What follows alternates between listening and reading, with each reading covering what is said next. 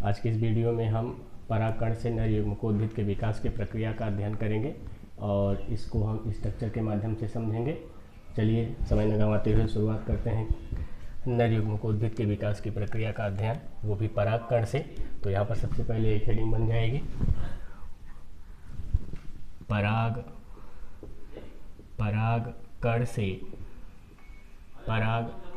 से नर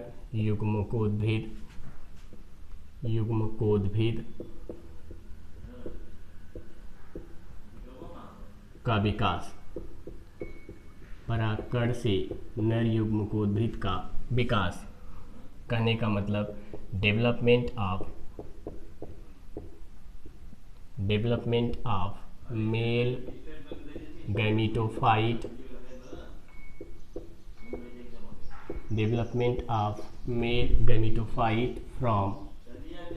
from pollen grain। तो यहाँ पर इसकी हेडिंग हो गई है, हेडिंग आप बना लेंगे और इसके अंतर्गत अब चलते हैं यहाँ पर स्ट्रक्चर बनाते हैं और स्ट्रक्चर के माध्यम से आपको समझाते भी चलते हैं कैसे विकास हो रहा है। यहाँ पर सबसे पहले एक परागकण का फिगर बनेगा और परागकण में आप ये जानिए कि जो लेयर होते हैं वो दो होते हैं। ये पहला लेयर तो यहाँ पर हुआ और इसके बाहर भी एक लेयर होगा, आप ये देख ही रहे हैं। तो इस तरह से जो परागकण होता है इसमें दो लेयर्स पाए जाते हैं। आउटर लेयर को यहाँ पर एक्साइन कहते हैं और जो इनर लेयर होता है उसको इंटाइन कहते हैं। एक्साइन और इंटाइन के बाद आप ये भी जान लीजिए इसमें एक न्यूक्लियस सबसे पहले प्रेजेंट होता है। और ये परागकण किससे निर्मित होता है ये पहले की वीडियो में आपको बता दिए थे। स्पोरोजिनस सेल, जो परागकोश में स्पोरोजिनस सेल होते हैं, उसी स्पोरोजिनस सेल से विभाजन के फलस्वरूप स्पोर मदर सेल का निर्माण होता है और स्पोर मदर सेल में जब अर्धसूत्री विभाजन की प्रक्रिया चलती है तब परागकण बनते हैं। तो यहाँ पर सबसे बाहरी लेयर को क्या कह दिए, एक्साइन, और आंतरिक लेयर को क्या कह दिए, इंटाइन। इसमें जर्मपोर भी पाए जाते हैं। जर्मपोर ऐसा स्थान होता है जहाँ से ये अंकुरित होते हैं और पॉलन ट्यूब का निर्माण होता है। उस स्थान को क्या कहते हैं, जर्मपोर। तो ये इतने स्थान हो गए। और उसके बाद होगा क्या, इस परागकण में माइटोसिस डिवीजन चलेगा।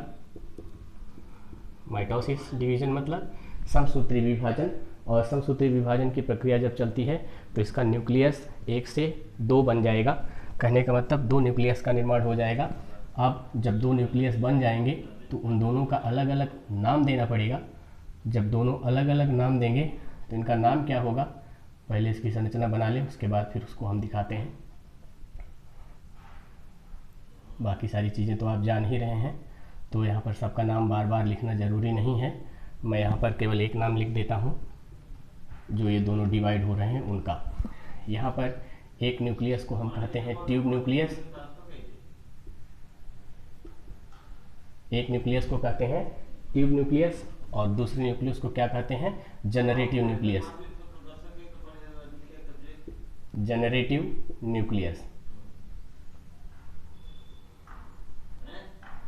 तो इस तरह से 2 न्यूक्लियस का फॉर्मेशन होता है। अब यहाँ पर आप देख रहे हैं कि जो ट्यूब न्यूक्लियस है इसका फिर से डिवीज़न नहीं होगा, लेकिन यहाँ पर जो जनरेटिव न्यूक्लियस हुआ है सबसे पहले ये जनरेटिव सेल का फॉर्मेशन करेगा। ये एक सेल बनाएगा जिसको जनरेटिव सेल कहेंगे और उसके बाद फिर से इसका माइटोटिक डिवीजन चलता है। तो उसके स्टेप को हम यहाँ पर देख लेते हैं। अभी ये जो जनरेटिव न्यूक्लियस है ये चेंज होगा जनरेटिव सेल में, और जब चेंज होगा जनरेटिव सेल में तो इस स्टेप को हम फिर से एक बार यहाँ पर दिखा देते हैं।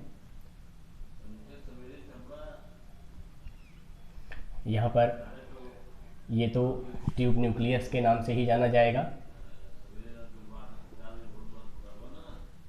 और यहाँ पर ये अब क्या बन जाएगा, इसको हम जनरेटिव सेल कह देंगे। ये सेल बना लेता है और ये सेल में फिर से माइटोटिक डिवीजन चलेगा। तो इसके नेक्स्ट स्टेप को हम यहाँ पर दिखा दें, माइटोसिस।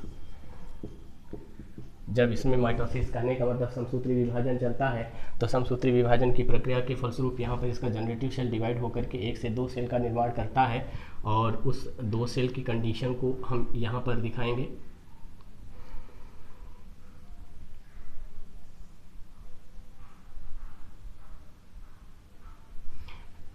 एक तो ये आपका ट्यूब न्यूक्लियस हो गया, और उसके बाद जो 2 सेल यहाँ पर बने हुए हैं इसको हम ऐसे दिखा दें। सबसे पहले जो 2 सेल बनते हैं वो आपस में जुड़े होते हैं, इन्हीं दोनों सेल्स को यहाँ पर मेल गैमीट कहते हैं, मेल गैमीट के नाम से जाना जाता है।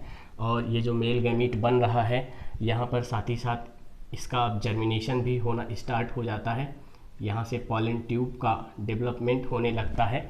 ये पॉलन ट्यूब है, और जैसे ही इसका नेक्स्ट स्टेप आता है, नेक्स्ट स्टेप में इसके दोनों जनरेटिव सेल जिसको हम मेल गैमीट कह रहे हैं, ये दोनों एक दूसरे से अलग हो जाते हैं और ये पॉलन ट्यूब और विकसित हो जाता है।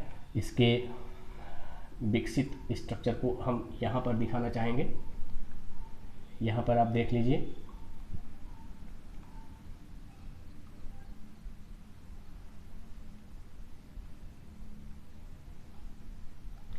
इसमें ये ट्यूब न्यूक्लियस एक हो जाएगा, और ये जो दोनों सेल हैं जिसको गैमीट के नाम से जानते हैं ये हो गए। तो यहाँ पर ट्यूब न्यूक्लियस ये हो गया, ये दोनों क्या हो गए, मेल गैमीट। इनको हम स्पर्म सेल के नाम से भी कह सकते हैं। और उसके बाद ये आपका क्या हो गया, पॉलन ट्यूब। तो इस तरह से ये पूरा जो स्ट्रक्चर बना है ये मेल गैमीटोफाइट का है। ये पूरा जो स्ट्रक्चर लास्ट में बना है ये पूरा डेवलप्ड विकसित मेल गैमीटोफाइट है। तो ये सारी प्रक्रियाएं हैं, इसको स्टेप बाय स्टेप अगर आप जैसा समझाया गया है वैसे ही स्टेप बाय स्टेप कैसे क्या हो रहा है, कहाँ किस पर क्या हो रहा है, ये चीज़ को देखते हुए अगर आप नोट्स बनाना चाहेंगे तो बड़े आसानी से नोट्स इसका बन जाएगा। समझ तो गए ही होंगे। अगर समझने में कहीं पर कोई प्रॉब्लम आती है, कोई दिक्कत आती है तो आप कमेंट बॉक्स में लिख सकते हैं। हम जैसे ही कमेंट को देखेंगे वैसे ही आपको रिप्लाई करेंगे। तो इतना देख लीजिए, और नेक्स्ट वीडियो में मिलते हैं नेक्स्ट टॉपिक के साथ। तब तक के लिए धन्यवाद।